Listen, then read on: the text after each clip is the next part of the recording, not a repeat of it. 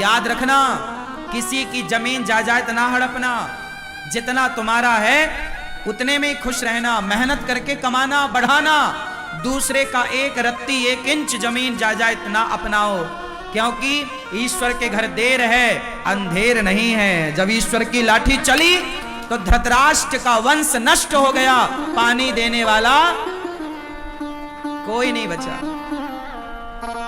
ईश्वर थोड़ा God mills grind slow but sure, विश्वास रखिएगा। ईश्वर की लाठी धीरे चलती है, ईश्वर की चक्की धीरे धीरे गेहूं पीसेगी पर पीसेगी जरूर। कभी एक चवन्नी आपके खाते में बेवजह किसी की ना आवे, एक रत्ती एक इंच जमीन बेवजह आपके खाते में ना आवे। भैया हमारी मेहनत की रोटी हम नमक रोटी खाएंगे, पर दूसरों का छप्पन भोग हम बेईमानी से ना हड़पेंगे। हम सुखी हैं साइकिल में, हमें बेईमानी करके धन्ना सेठ नहीं बनना। हम साइकिल में ही खुश हैं, साइकिल में ही चलेंगे।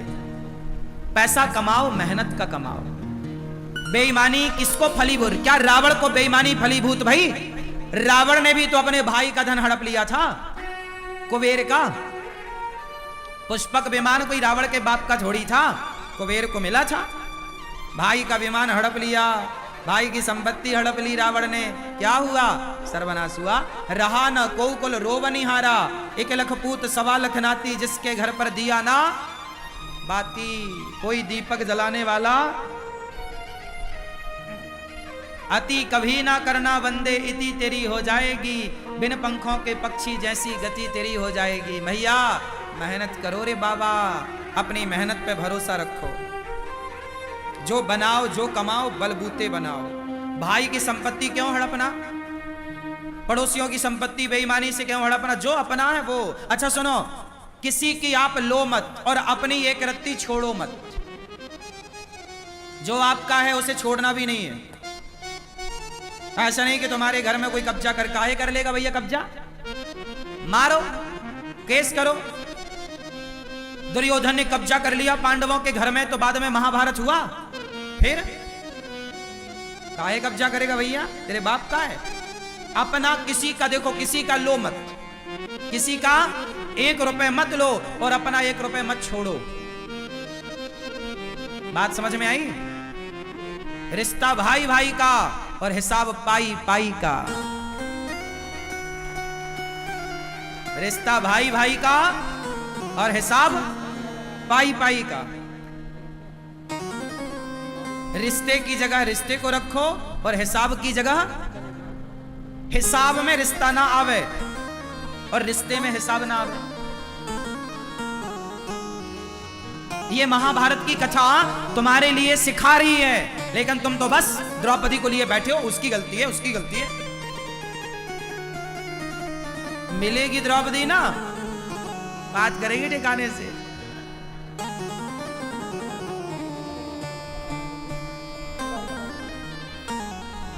क्यों भैया? चश्मा वाले भैया सही है? किसकी गलती है? धृतराष्ट्र की है। बंटवारा क्यों नहीं किया? और सुनो, जितने बूढ़े यहां बैठे हैं, आप लोगों के लिए मतलब की बात बोल दूं। आप लोग जल्दी से अपने बच्चों का बंटवारा कर दो। यदि आप बंटवारा नहीं कर पाए और आप यदि तय हो गए तो आपके बच्चे आपस में लड़के मर जाएंगे। आज भारत में जितना भी भाई भाइयों का झगड़ा है वो केवल बाप की गलती के कारण है। मर गया, बंटवारा किया ही नहीं। अब बच्चे बोल रहे हैं ये मैं लूंगा, ये मैं लूंगा। इसलिए मरने के पहले बिल्कुल बंटवारा कर दो। बाद में लिख दो ये वाला खेत तेरा, ये दुकान तेरी, ये घर तेरा। हाँ, लेकिन मेरे मरने के बाद तुम सब अपना अपना लेना। पर जीते जी साथ में रह सकते हो तो रहो, लेकिन कर दो। क्योंकि बंटवारा प्रकृति का, राम लक्ष्मण का बंटवारा हुआ। बंटवारा अटल सत्य है, करना ही पड़ेगा। यह प्रकृति का नियम है। आज नहीं कल, कल नहीं, जीते जी भाई, दोनों भाई लड़कर के अलग हों, उससे अच्छा प्यार मोहब्बत से अलग हों, ताकि वो अलग होकर भी एक रह सकें। ऐसा भी बंटवारा क्या कि वो एक होकर के भी वो एक ना हो पाए। आज भाई भाई का दुश्मन बना है, देख लेना संसार में। भाई भाई के घर नहीं जाता। शादी हो रही है बड़े भैया की बेटी की, छोटा भाई नहीं जा रहा है, बड़े भाई ने बुलाया ही नहीं। छोटे भाई के बेटे का ब्याह है, बड़ा भैया नहीं जा, सारा संसार आ रहा है, सारे रसगुल्ले खा रहे हैं, बस सगा भाई नहीं आ रहा है। क्यों? क्या मुद्दा था? बंटवारा मुद्दा था। और क्या ये आग किसने लगाई? वो बाप जो मर गया, बंटवारा किया ही नहीं। धृतराष्ट्र ना बनना तुम लोग, सही बोल रहा हूं, कान खोल के सुनना। धृतराष्ट्र बनोगे, तुम्हारा आपस में परिवार लड़के मर जाएगा, और तुम्हारा परिवार आपस में लड़के मरा तो जिम्मेदार तुम हो। परिवार में यदि फूट पड़ती है तो जिम्मेदार बूढ़े होते हैं। तुम कहां थे जब तुम्हारे बच्चे आपस में लड़ रहे थे? तुम कहां थे जब तुम्हारे बच्चों में आपस में वो द्वेष पैदा हो रहा था, घृणा पैदा हो रही थी, नफरत? तुम क्यों नहीं आग बुझाए? यदि आग लग जाएगी घर में तो तुम जल्दी जाके बुझाते नहीं हो क्या? पानी डालते हो, कैसे भी करके बुझाते हो। ऐसा थोड़ी कि आग लगी तुम तमाशा, हाँ लगी आग जलने, ऐसा थोड़ी होता है। कहीं आग लगेगी आप तुरंत जाओगे बुझाओगे। ऐसे जब भाई भाई के बीच में आग लगी, क्यों नहीं बुझाया? क्यों नहीं बुझाई? क्यों धधकने दी आग? और आज रोते हो कि भाई भाई लड़ रहे हैं। मेरी बात मानो, भाइयों को प्यार से रहना चाहिए, लेकिन मैंने वही बात बोली, रिश्ता भाई भाई का और हिसाब पाई पाई का। जिस घर का हिसाब पाई पाई का होगा, उस घर के रिश्ते भाई भाई मिलजुल के रहेंगे, और जहां हिसाब पाई पाई का ना होगा, वहां भाई भाई कभी मिलजुल के रह ही नहीं सकते। क्यों मैया? सही है कि गलत है? सास क्या करती है? बड़ी बहू को थोड़ा ज्यादा सोना दे देती है, छोटे बहू को थोड़ा कम सोना देती है। बाप क्या करता है? बड़े बेटे को थोड़ा ज्यादा जमीन जायदाद दे दिया, थोड़े कम। का है भैया? तो औलाद तो तुम्हारी है, तुमने ही तो पैदा किया था। जब औलाद तुम्हारी पैदा तुमने किया, तो बंटवारे में फिर पक्षपात क्यों? बराबर क्यों नहीं? जो माँ बाप अपनी औलाद के साथ विश्वासघात करते हैं, जो माँ बाप अपने बच्चों के बंटवारे में गलत डिसीजन देते हैं, गलत तरीके से बंटवारा करते हैं, वो माँ बाप मरकर सीधा नरक जाते हैं। उनका रिजर्वेशन वहां कंफर्म है। तुम औलाद देखो, गलतियां केवल बच्चों की नहीं होती कि बच्चे ही सेवा, हाँ बच्चे सेवा करें माँ बाप की, बच्चे पलकों पे रखें माँ बाप को, ये बच्चों का धर्म है। लेकिन माँ बाप का भी तो कुछ धर्म होता होगा। माँ बाप का धर्म यह है कि तुम बच्चों के साथ कोई पक्षपात ना करो, कोई पक्षपात नहीं। बंटवारा है तो दो। पहले के राजा लोग भी ऐसे ही करते थे, अपने राज्य के 2 टुकड़े करते थे, एक हिस्सा एक बेटे को, दूसरा हिस्सा दूसरे बेटे को। राजा, अब देखो राम जी ने, पिता चले गए ना, तो राम जी ने बंटवारा किया। भाई बाप मर जाएगा तो बड़े भाई पिता की तरह होता है। यदि बाप किसी का मर जाए तो बड़ा भाई बंटवारा करे, 1 रुपया ज्यादा ना रखे भाई का। बड़ा भाई बाप बन के बंटवारा राम जी ने किया। मथुरा का राजा शत्रुघ्न जी को बनाया, लखनऊ के राजा लक्ष्मण जी को बनाया। लखनऊ क्या है? लक्ष्मणपुर है। लखनऊ लक्ष्मणपुर, लक्ष्मण जी को लखनऊ का राजा बनाया। अयोध्या के राजा राम बने। भरत जी को भी राजा बनाया। वो गए नहीं, रहे साथ में, लेकिन सत्ता तो राम ने दे दी। भाई अपना धर्म यही है, यही धर्म है।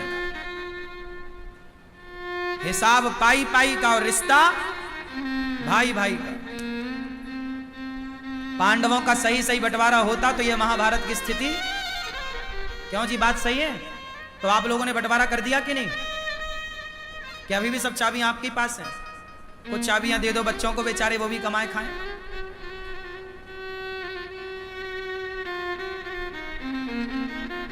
बच्चे कैसे हों? माँ बाप तो ऐसे हों कि परफेक्ट बंटवारा करें, पर बच्चे ऐसे हों कि बच्चे इतना सेल्फ डिपेंड बन जाएं, इतनी मेहनत करने वाले हों, इतने अच्छे हों कि उन्हें बाप की संपत्ति लेने की जरूरत ही ना पड़े। वो बाप से ज्यादा कमा करके दिखाएं, लड़ने की जरूरत ना पड़े। ऐसा बेटा हो। आपको बाप के टुकड़ों पे क्यों पलना है? आप मेहनत करके कमाओ। आप अपने बाप से भी ज्यादा कमा सकते हैं, आप में काबिलियत है तो, और नहीं है तो बाप जितना देगा वो भी तुम बेच के नाश कर दोगे। तो महाभारत का मूल कारण क्या है? बंटवारा ना होना। दूसरा कारण, महाभारत क्यों हुआ? भीष्म पितामह सबसे बलवान थे। जब द्रौपदी की साड़ी खिंच रही थी जब पांडवों के साथ अधर्म हो रहा था, द्रौपदी के साथ अधर्म हो रहा था, जुआ में छल हो रहा था, तब पितामह भीष्म चुप क्यों थे? बच्चे गलत कर रहे हैं और घर का बूढ़ा चुपचाप तमाशा देख रहा है, तो महाभारत जरूर होगा। इसलिए बूढ़ों को धर्म के साथ खड़ा होना चाहिए। पितामह चुप क्यों थे?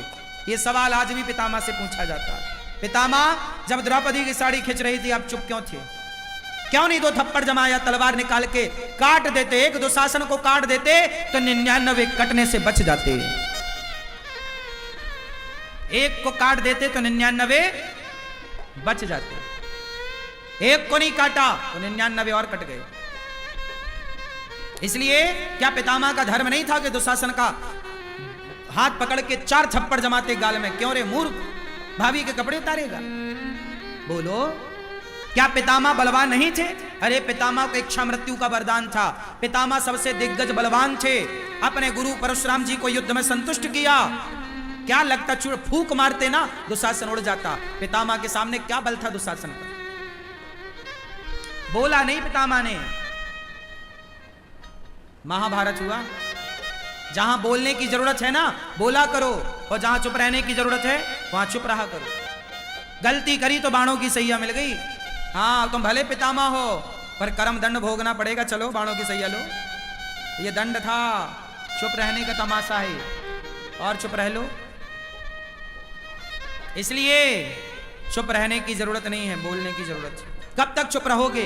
भारत का हिंदू चुपचाप बैठा है, इसलिए भारत के गांव के गांव आज हिंदुओं के कन्वर्ट हो गए, और कोई मुस्लिम धर्म अपना रहा है, कोई क्रिश्चियन बनता जा रहा है। पूरा भारत धर्म परिवर्तन की आग में झुलस रहा है, और सारा हिंदू समाज चुपचाप भीष्म पितामह की तरह तमाशा देखने बैठा है।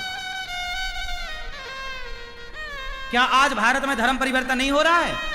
बोलो जोर से। हो रहा है, पर तुम बैठे तो हो पितामह की तरह। कौन बोल रहा है?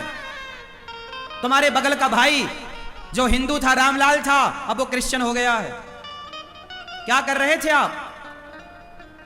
तब भी द्रौपदी की साड़ी उतर रही थी, और आज भी सनातन की साड़ी उतर रही है।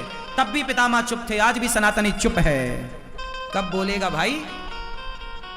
कब बोलेगा? कहां बोलेगा? क्यों नहीं बोलेगा? आज भारत में करोड़ों, 1 लाख 2 लाख नहीं बोल रहा मैं, करोड़ों हिंदू क्रिश्चियन बन गए। ये बात सही है कि गलत है? गांव की गांव धर्म परिवर्तन हो गए। क्रिश्चियन जहां मंदिर थे वहां पर चर्च बन गई। गांवों में चर्च, हिंदुओं के गांव में चर्च बन गई। कहां थे आप? पितामह बन के बैठ। क्यों नहीं रोका? क्यों नहीं ये सरकारें बात करती इस बात पर? क्यों नहीं सरकारें एक्शन लेती? क्यों सरकार भी पितामह बन के बैठी है? चुपचाप बैठोगे, महाभारत होगा। इसलिए पाप करना तो पाप है, पर पाप को देखना भी सबसे बड़ा पाप है। पितामह ने द्रौपदी की साड़ी उतरते देखा, ये पाप था। तुम्हारे सामने कोई लड़की के कपड़े उतारे जा रहे हो, उसका अपमान किया जा रहा हो, या तो तुम उसकी रक्षा करो या देखो मत। तुम देख रहे हो मतलब पाप कर रहे हो। पितामह की तरह आज समाज है। तब भी पितामह चुप थे, आज का भी पितामह चुप है।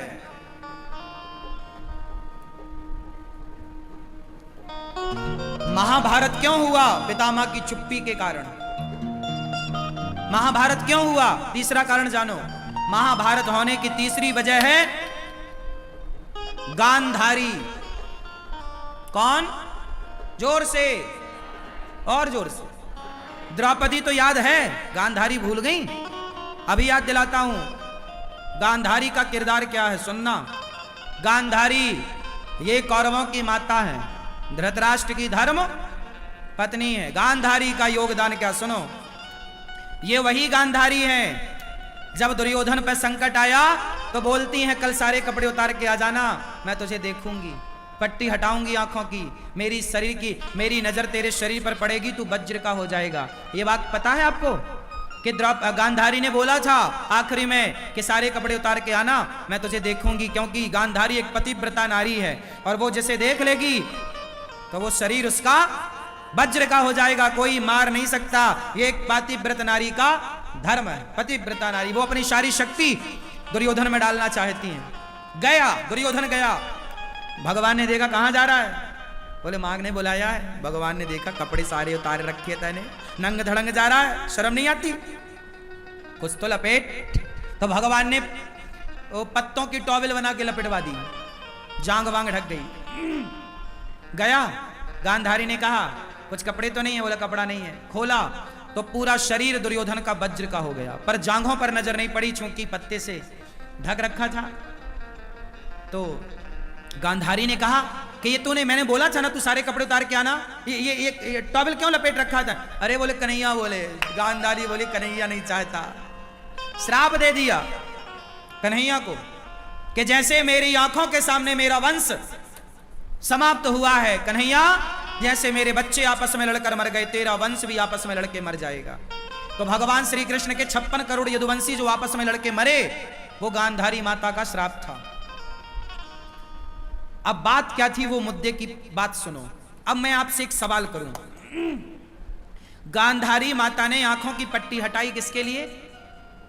बोलो, दुर्योधन के लिए। अच्छा, अब गांधारी माता कहीं मिले तो सवाल करना। माता गांधारी सुनो, सवाल आपसे है कि जब आपने दुर्योधन पर संकट आया तो आंखों की पट्टी उतारी, जब द्रौपदी पर संकट आया था तब आपने आंखों की पट्टी क्यों नहीं उतारी थी? तब आंखों की पट्टी उतार कर दौड़ करके तुमने द्रौपदी की लाज बचाई होती, एक नारी होकर नारी की आबरू बचाई होती, तो आज तुम्हारे आंखों के सामने तुम्हारा वंश का नाश ना होता। कहां थी गांधारी जब द्रौपदी की लाज लुट रही थी? क्यों नहीं डांटा? और क्या गांधारी को पता नहीं था कि इस दुर्योधन ने द्रौपदी के कपड़े उतरवाए हैं? उस नालायक को ये अमर बनाना चाहते हैं अपने तपोबल से। उस नालायक को उसने एक द्रौपदी की साड़ी उतरवाई है। यदि ये नालायक अमर हो गया दुर्योधन, तो ना जाने कितनों की साड़ियां उतरवाएगा। जब ये सगी भाभी को नहीं छोड़ रहा है तो समाज में किस बहन बेटी को छोड़ता है? ऐसों के लिए तुम पट्टी हटा रही हो, ऐसों के लिए तुम भगवान कृष्ण को श्राप दे रही हो। वाह गांधारी माता, अच्छा न्याय कर लेती हो, जैसा तुम्हारा पति न्याय करता है, जैसा तुम्हारा बेटा न्याय करता। ये माँ बेटे कोई बहुत अंतर नहीं है ना में, ये बहुत अच्छा न्याय कर रही है। देखो बचा किसे रही हैं गलत को।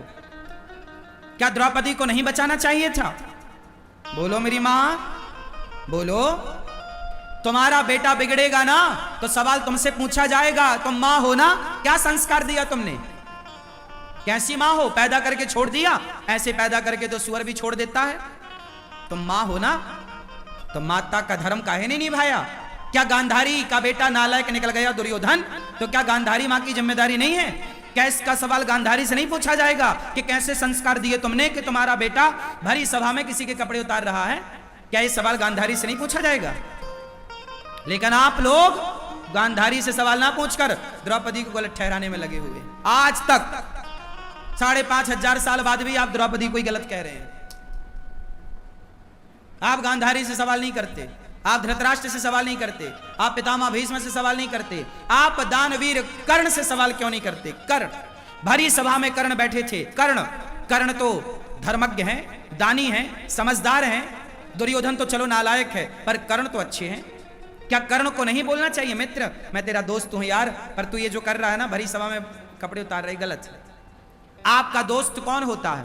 दोस्त का मतलब ये नहीं कि मेरा दोस्त गलत करे तो मैं भी उसका साथ दूं। अरे दोस्त का मतलब ये है कि यदि मैं गलत करूं तो मेरा दोस्त मुझे रोके, भाई ये गलत है। क्यों? दोस्त का मतलब क्या है? कि गलत में साथ दे वो दोस्त, या गलत करने से रोके वो दोस्त? बोलो, साथ दे, रोके। भाई तुम्हारा दोस्त किसी महिला के कपड़े उतार रहा है तो तुम भी उतारने लगोगे कि अरे रोक भाई, ये गलत है यार, तू मेरा दोस्त है, मैं तेरा भला चाहता हूं, ये गलत है, तू गलत कर, रोक। यदि तुम्हारा दोस्त गलत है तो उसके गाल में 2 थप्पड़ जमाने का क्या दोस्त को अधिकार नहीं है? क्यों नहीं जमाया दुशासन के गालों में थप्पड़? दानवीर कर्ण तो बड़े थे ना, पांडवों से भी बड़े थे ना उम्र में, समझदार भी थे, योग्य भी थे, क्यों नहीं रोका? क्यों नहीं रोका? दानवीर कर्ण ने नहीं रोका, तमाशा देखते रहे और बोला, द्रौपदी तेरे 5 पति हैं, छठा मुझे बना ले, क्या बिगड़ जाएगा तेरा? जैसे 5 वैसे ही 6। ये बात कर्ण ने बोली थी। अब बताओ, उन दोस्तों की गलती है, इसलिए दोस्त सबको ना बनाओ। दोस्त ऐसा हो जो मेरी गलती पर मुझे मुख में डांट सके। यार गलत है। ऐसा दोस्त ना हो कि मैं गलती करूं और वो मेरा साथ दे, यार मैं तू मेरा दोस्त मैं साथ दूंगा, नहीं, ऐसा दोस्त नहीं चाहिए मुझे जो मेरा गलत में मेरा साथ दे। ऐसा दोस्त बनाओ जो आपकी गलती करने में आपके सामने आकर खड़ा हो जाए, दोस्त ये काम गलत है, हाथ पकड़ ले आपको गलत काम करने से, रोके, ढाल बन के खड़ा हो जाए आपके सामने, मैं तुझे गलत नहीं करने दूंगा। तू दोस्ती करना चाहे कर, आज मेरी दुश्मनी कर ले तू, लेकिन मैं तुझे गलत नहीं करने दूंगा। ये दोस्त होता है। ये दोस्त नहीं होता कि अपने दोस्त को शराब पिलाने लग जाए, यार तू नहीं पीता पर मैं तो पीता हूं तो चल तू भी पीने लग जाए।